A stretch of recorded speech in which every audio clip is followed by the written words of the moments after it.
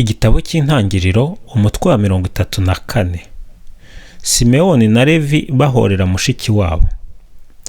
Dina umukobwa wa Leya yari yarabyaranye na Yakobo, yigeze gusohoka ajya kugenderera abakobwa bo muri icyo gihugu. Sikemu mwene Hamori w'umuhivi, igikomangoma cy'icyo gihugu, aramubona, aramufata, amusambanya ku ngufu. Nyuma ariko aza kumukunda koko. Umutima wugwa kuri Dina umukobwa wa Yakobo, amugaragariza urukundo rwe. Nuko abwira se Hamori ati nsabira uyu mwana ambere umugore. Yakobo aza kumva ko Sikemu yarononnye umukobwa we Dina. Ariko kuko abahungu be bari bahuye ubushyo ku gasozi, Yakobo araceceka kugeza igihe bacyuriye. Hagati aho Hamori se wa Sikemu ajya kwa Yakobo baravugana. Bene Yakobo bamaze gucyura bahita babyumva. Bararakara barabisha kuko Sikemu yari yakoze ishyano aryamana n'umukobwa wa Yakobo, kandi bene ibyo bidakwiye gukorwa muri Isiraheli.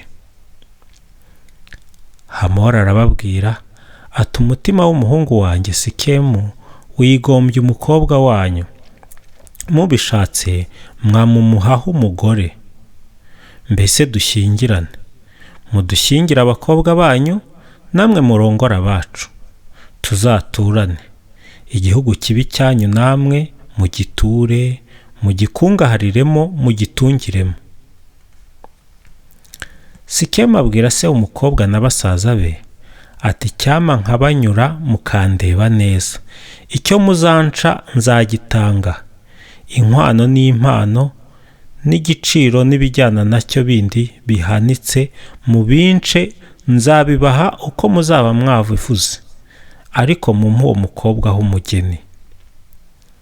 Bene Yakobo basubiza Sikemu na se Hamori, ariko bavugisha uburiganya, kuko Sikemu yari yononnye mushiki wabo Dina. Barababwira bati ibyo ntidushobora kubigira. Ntidushobora guha mushiki wacu umuntu utagenywe, byaba kwitukisha. Ikizatuma twemera nuko mwaba nkatwe mukagenya abahungu banyu bose. Ubwo nibwo tuzabona kubashyingira, namwe mukadushyingira, tugaturana tukaba umuryango umwe. Niba mutemeye ngo mwigenyeshe umukobwa wacu, turamubaka twigendere. Ayo magambo ashimisha Hamori n'umuhungu we Sikemu. Wa musore ntiyatindiganyije kubikora, kuko yari yakunze umukobwa wa Yakobo. Uwo musore kandi yari umwe mu barusha abandi icyubahiro mu rugo rwa se. Hamori na Sikemu umuhungu we baraza bahagarara ku irembo ry'umujyi wabo, babwira abaturage baho bati bariya abantu ni abanyamahoro.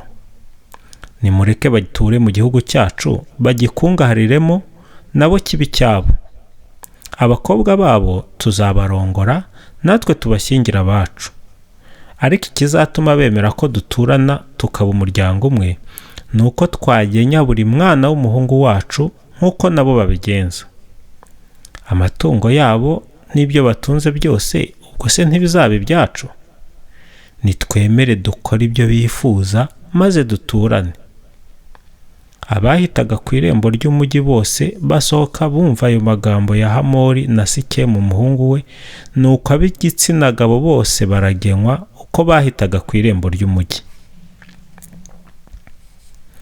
Ku munsi wa gatatu abagenwe bakibitwaye, Simewoni na Levi bene Yakobo basaza ba Dina bakura inkota binjira muri Sikemu ntawe ubakoma imbere, bica ab'igitsina gabo bose. Bicisha ubugi bw'inkota Hamori na Sikemu, bavana Dina muri urwo rwa Sikemu baramutahana. Bene Yakobo binjira mu mujyi, bari bati inkomere, barasahura, kuko mushiki wabo bari bamwononnye. Banyaga amatungo magufi n'amaremare, bataretse indogobe, banyaga icyari mu mujyi n'icyari mu gasozi cyose. Umutungo waho barawutwara, bajyana utwana na ba nyina h'imbohe, n'amazu barayasahura. Yakobo abwira Simewoni na Levi ati mwanteye ibyago bikomeye. mujya kunteranya na bene igihugu, abakanahani n'abaperezi. Njye mfite abantu bake cyane. Nibishyira hamwe bakantera, bazantesha, bansembane n'umuryango wanjye wose. Nabo baramusubiza bati, none se mushiki wacu bamugire habara?